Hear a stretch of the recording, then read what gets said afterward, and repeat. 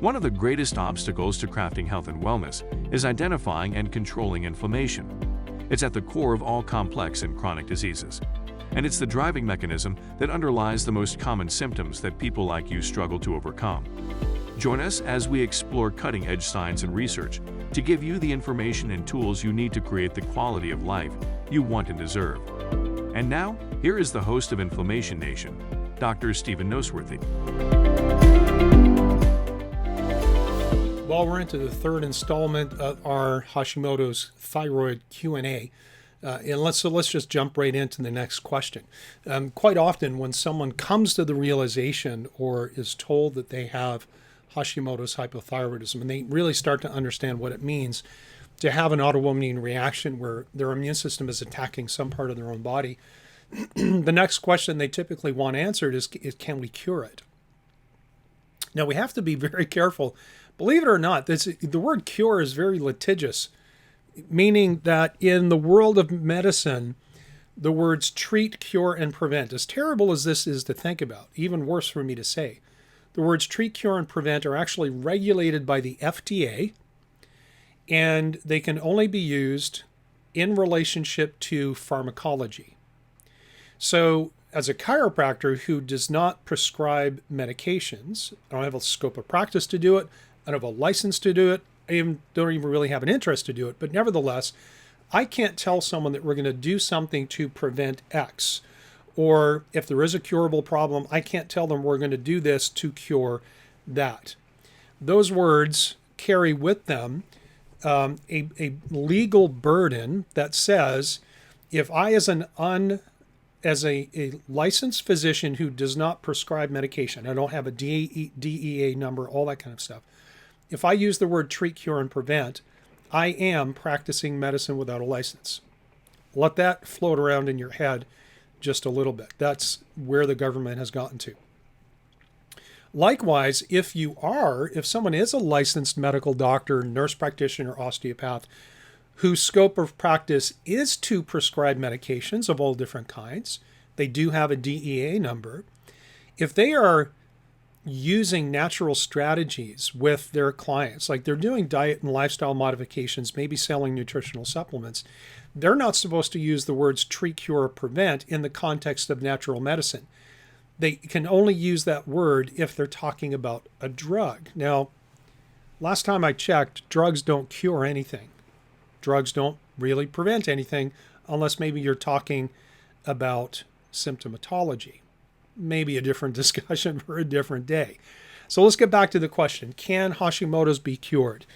I'm going to say no for a couple of reasons, not just because the FDA regulates that word, but when we understand that autoimmunity involves, in almost all cases, a genetic predisposition, once the genes that control the probability of having an autoimmunity get turned on, from that point forward, we can't turn them off. We can only modify their behavior.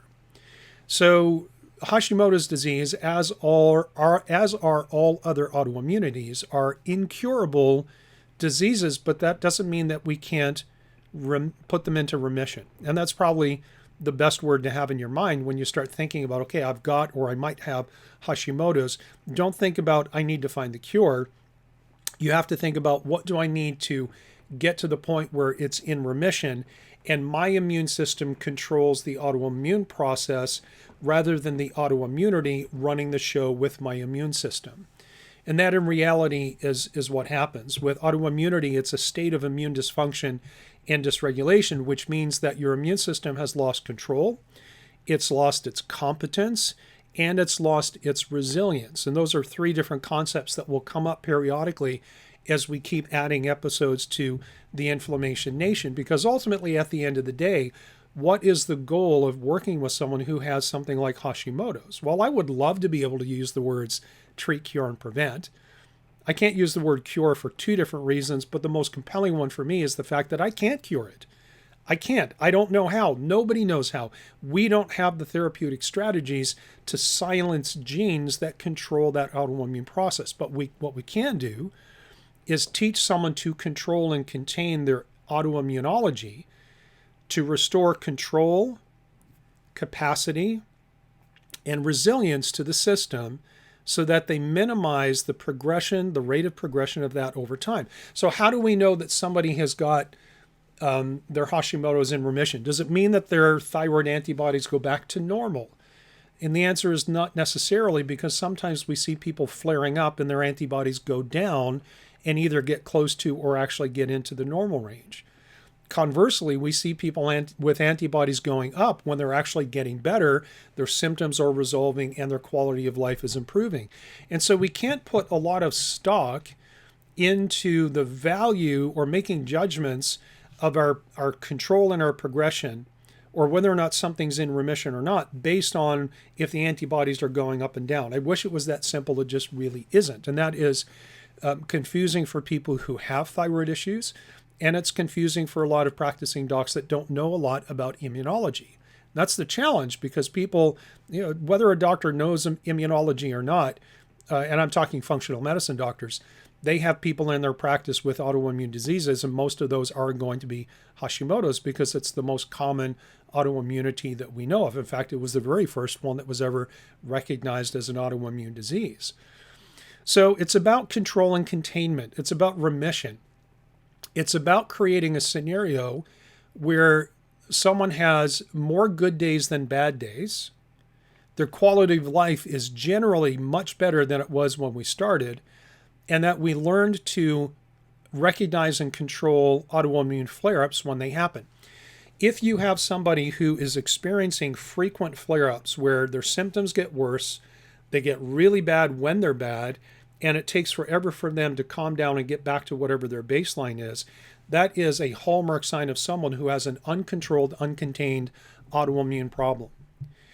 But if we have someone who has worked through a process and they get to the point where their flare-ups are much less frequent, when they happen, they're less severe, and when they happen, it's faster to bounce back to what they consider to be normal, and they have a strategy in place they know what to do when that actually happens.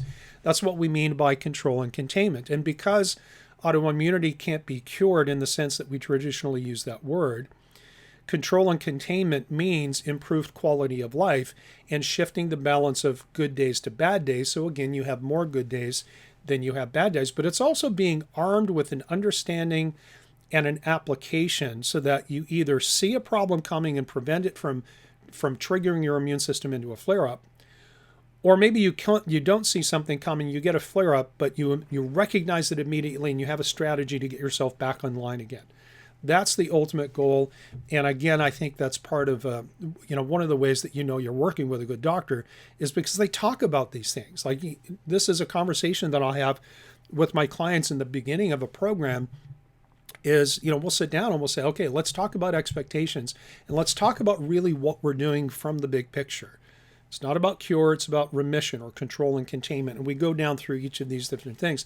And it's just a lot easier to work together with somebody who has the same goals if we're talking the same language and if we establish the same objectives. All right, next question. One of the things that quite often happens with thyroid is they have goiters or cysts or nodules on their thyroid gland. And usually most people don't understand the difference between those two, and they might call all of them a goiter. And so they'll typically ask, like, can I get rid of my goiter? So the first thing we have to do is make sure we know, is what you're calling a goiter actually a goiter, or is it a cyst, a thyroid cyst, or is it a thyroid nodule? Because those are different things with different causes, and we might have different approaches to them. So what is a goiter? A goiter is a permanent enlargement of the thyroid gland that is caused by chronic TSH stimulation, right? And the science and the geeky stuff is too complicated to go into now, because there are a couple of different ways you can get to this place. But when someone has a chronically elevated TSH, that actually sends an anabolic signal to the thyroid gland that says, hey, increase your activity level, which means over time the thyroid begins to grow and grow and grow. And that is permanent enlargement. Imagine if you could go to the gym and lift weights and grow some muscle, and then that muscle stays there forever. That's kind of like what happens with thyroid goiter. And ultimately, at the end, the only way to get rid of goiter without actually surgically removing it is to be on thyroid hormone replacement with TSH almost not measurable for such a long period of time that the gland, which is no longer receiving growth signals from TSH, begins to atrophy, but that can take decades. So we call goiter, or we describe goiter, as a permanent enlargement of the thyroid gland from chronic TSH stimulation. So who's at risk of this?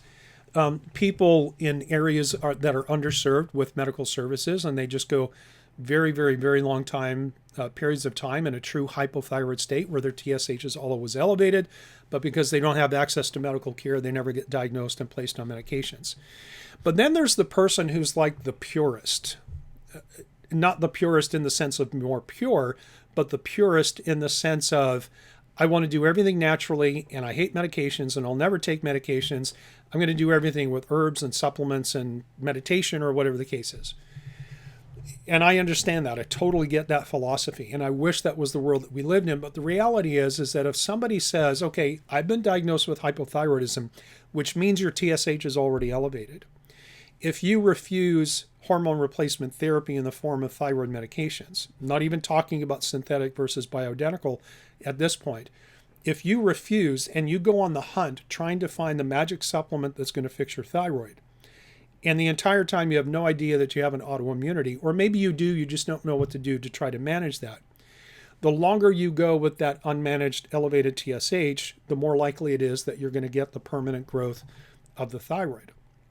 And so sometimes our perspective and our attitude really makes a huge difference, and we end up with more problems than we're asking for if we adopt an attitude that there is zero value in conventional medicine. And if I've ever given you the impression that I believe that, let me correct you right now. I think there's tremendous value in conventional medicine for the things that they're good at.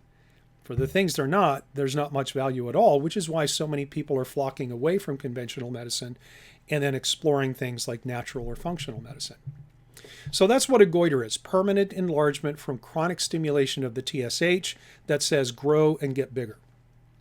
So what is a cyst? A cyst literally is it's a little sac of fluid that is a collection of what's called colloid, which is basically, let's call it filler material. It's kind of like a semi-liquidy, semi-aqueous fluid. And cysts can actually get bigger and smaller.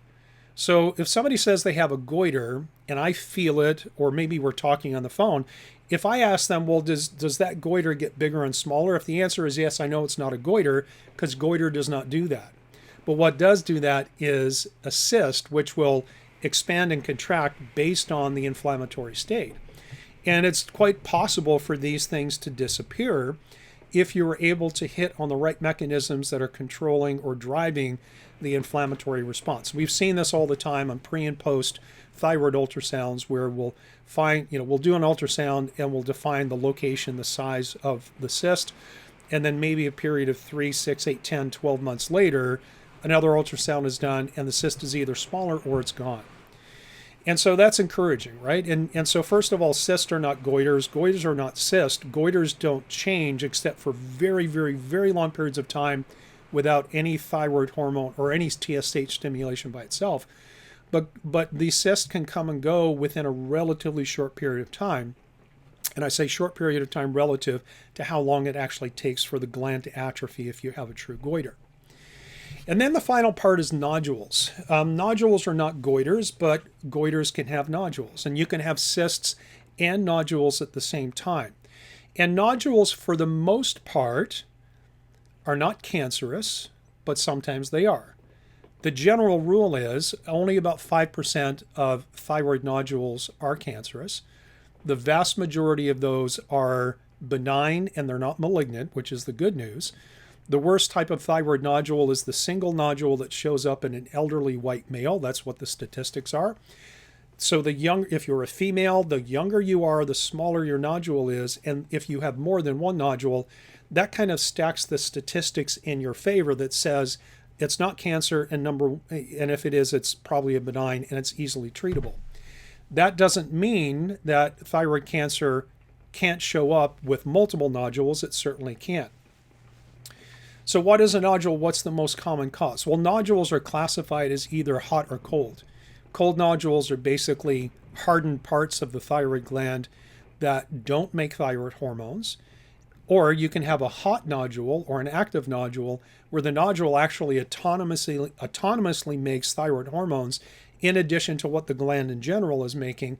And those people tend to have flare-ups and prolonged episodes of high thyroid symptomatology. As they churn out more and more thyroid hormones, they actually become hyperthyroid under that influence. And these things can be defined pretty easily by doing not biopsies first, but thyroid ultrasounds, and if needed, radioactive iodine study, and if needed, thyroid biopsy to actually look at the tissues and look at the cells. But there are two primary causes of what we call a multinodular goiter, which is probably the most common finding in people with Hashimoto's. I would say multinodular goiter, then cyst, and then true goiter. We don't usually see true goiter around here because things are diagnosed fairly quickly, and then people are placed on meds to prevent that TSH stimulation. But nevertheless, the two main causes of multinodular goiter, number one is Hashimoto's. It's just the autoimmunity itself, the chronic inflammation in the thyroid gland from the immune system chronically attacking it starts to create these nodules. And so we have a multinodular goiter. But there's another reason why someone can get a multinodular goiter and yet not have Hashimoto's. And the primary cause there are states of hyperinsulinemia, high insulin. So we're talking about people with insulin resistance metabolic syndrome or type 1 or type 2. Actually, let's call it type 2 diabetes, unless a type 1 is taking too much insulin, and that's typically well controlled by the medical field. So if you have a multinodular goiter, it's probably because you have Hashimoto's. But if you have a multinodular goiter, but you don't have Hashimoto's, you're not hypothyroid, the next most common cause of that is high insulin states, and you need to start working on things like blood sugar control and metabolic syndrome. So we got a couple more questions before the Q&A section is done. Let's move it over to the next episode. Thank you so much for listening to the Inflammation Nation. If you found this episode valuable, please rate, review, and subscribe to our podcast. Be the first to know when a new episode drops so that you can stay on top of your game. It also helps others like you find the answers they need.